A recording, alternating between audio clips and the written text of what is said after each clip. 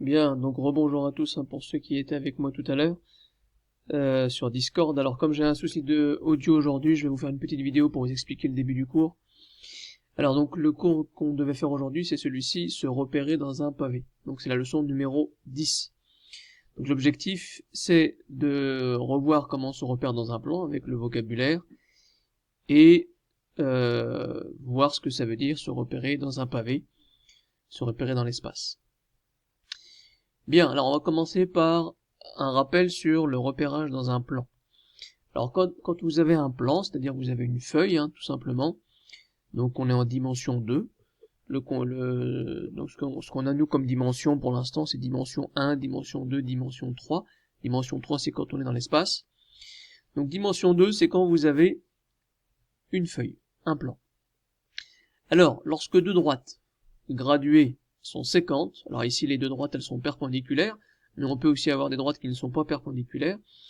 Lorsque deux droites sont séquentes, eh bien, on définit ce qu'on appelle un repère. D'accord? Donc ça s'appelle un repère. Donc un repère, qu'est-ce que c'est? C'est deux droites qui sont séquentes, et l'intersection de ces deux droites s'appelle le centre ou l'origine du repère. Et donc quand on a ceci, eh bien, tout point du plan peut alors être localisé à l'aide de deux nombres. D'accord? Le premier nombre, il va s'appeler l'abscisse, et le deuxième, il va s'appeler l'ordonnée.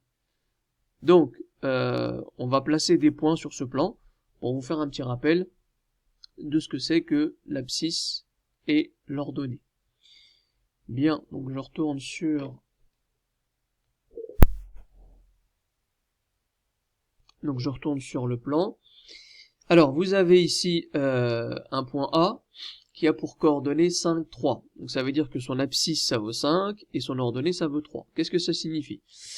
Ça signifie que déjà, on va partir de l'origine. Donc je vous rappelle, l'origine, c'est ça. Donc l'origine, on va mettre ici son nom. O, c'est l'origine. Alors, à partir de cette origine, on va se déplacer d'abord sur l'axe horizontal. Donc on se déplace de 5 carreaux vers la droite, puisque ici vous avez un nombre positif. 1, 2, 3, 4, 5. Et ensuite on monte de 3. 1, 2 et 3. Et vous avez le point A qui est ici. Le point B, ses coordonnées, c'est moins 3, 4. Donc je repars de l'origine. Cette fois-ci, je me déplace à gauche de 3 unités. Et je monte de 4. 1, 2, 3, 4. Donc vous avez le point B qui est ici. Voilà. Et donc on fait ceci pour les autres points. Donc on voit ici que le point C, ses coordonnées, c'est moins 6, moins 2. Donc je recule de 6 et je descends de 2. Et le point D, ses coordonnées, ce sont 2, puis moins 4. Alors ensuite, question B, quelques éléments de géométrie. Placez le point E symétrique du point C par rapport à l'axe des abscisses. Donc je vous rappelle que l'axe des abscisses, il est là, c'est l'axe horizontal. Donc le point E, c'est le symétrique de quoi? C'est le symétrique de C par rapport à l'axe des abscisses. Ça veut dire que quand je fais un pliage suivant l'axe des abscisses, eh bien, le point C et le point E doivent se superposer. Donc finalement, le point E, il est là. D'accord? On voit que le point E, il a la même abscisse que C. D'accord? Donc c'est quoi l'abscisse de E? 1, 2, 3, 4, 5, 6. Donc moins 6. Donc C, son abscisse, c'est moins 6. Et quelle est son ordonnée? L'ordonnée de C, c'est moins 2. Et donc l'ordonnée de E, c'est l'opposé de 2, c'est-à-dire l'opposé de moins 2, c'est-à-dire plus 2. Bien, question suivante. Placez le point F symétrique du point D par rapport à l'axe des ordonnées. Donc le point F, c'est le symétrique du point D par rapport à l'axe des ordonnées. Donc cette fois-ci, on va plier suivant l'axe vertical. Donc quand on plie la feuille suivant l'axe vertical, le point D, où est-ce qu'il va aller? Il va aller exactement ici. Donc ici, vous avez le point F, qui est le symétrique de D par rapport à l'axe vertical. Et donc le point F, qu'est-ce qu'il a comme coordonnées? Son abscisse, c'est moins 2. Et son ordonnée, qu'est-ce que c'est? Son ordonnée, c'est moins 4.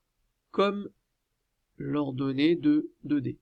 Donc on voit que lorsqu'on effectue une symétrie axiale d'axe l'axe vertical, eh bien l'ordonnée ne change pas. Et tout à l'heure, quand on a effectué une symétrie axiale avec l'axe des abscisses, l'abscisse ne change pas. Question D, placer le point G symétrique du point A par rapport au point O. Donc ici, G, c'est le symétrique de A par rapport au point O.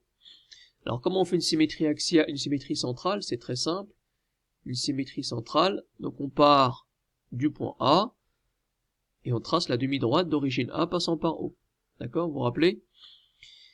Donc soit on peut faire de cette façon-là, c'est-à-dire que on va, avec un compas par exemple, on va reporter la longueur OA de l'autre côté du point O, sur la demi-droite AO, ou alors tout simplement, on va compter les carreaux.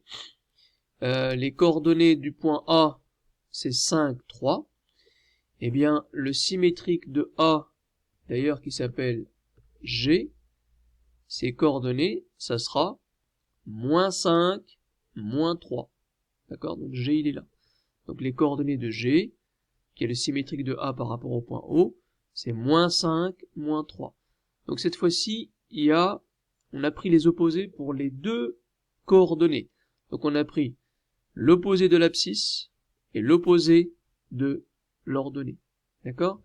Alors que tout à l'heure, quand on avait fait le symétrique de C par rapport à l'axe des abscisses, on avait pris juste l'opposé de l'ordonnée. Et ici, quand on a fait quand on a placé le point F, le symétrique de D par rapport à l'axe des ordonnées, on a fait juste l'opposé de l'abscisse. D'accord?